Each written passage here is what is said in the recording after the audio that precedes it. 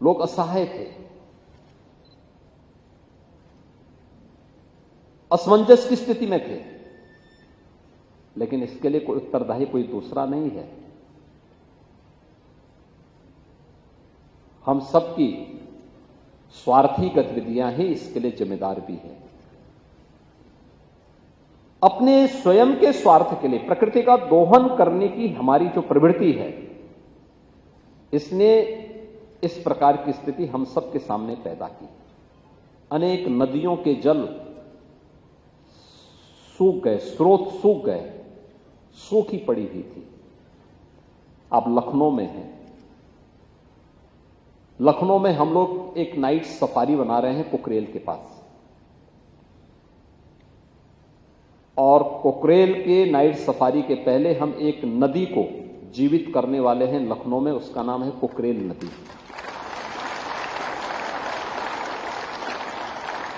कभी कुकरेल नदी थी जो गोमती की सहायक नदी थी, आदि गंगा, गोमती को आदि गंगा भी कहते हैं।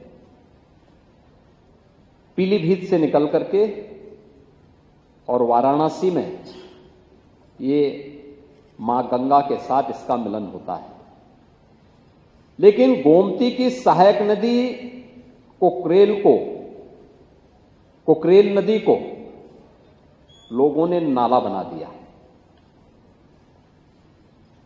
नाला बना करके उसमें अवैध निर्माण कर दिए, कब्जे हो गए,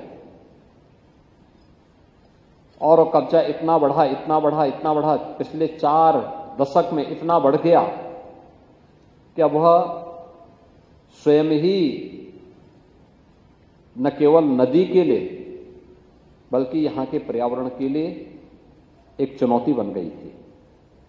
और फिर 1 वर्ष पहले हम लोगों ने इस लड़ाई को प्रारंभ किया। नहीं, कुकरेल को नाला नहीं, इसको फिर से नदी बनाना है, और नदी बनाने के लिए उस लड़ाई को यहां से लेकर के सुप्रीम कोर्ट तक हम लड़े। और मुझे प्रसन्नता है 8000 से अधिक ऐसे जितने इल्लीगल स्ट्रक्चर थे उन सबको हम लोगों ने उसके पेट से अब तक निकाल करके बाहर फेंका है, उसको हटाया है।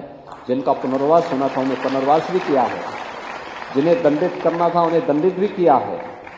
और नदी, आप आश्चर्य करेंगे कि अभी 8000 स्ट्रक्चर हटे हैं, लेकिन इतने स्ट्रक्चर हटने के बाद नदी में पानी के नए स्रोत फूटते हुए दिखाई दे रहे हैं। यानी जब गर्मी थी, जब नदियां सूख रही थी, जल के स्रोत सूख रहे थे, तब कुकरेल में नए जल के स्रोत फूट रहे थे।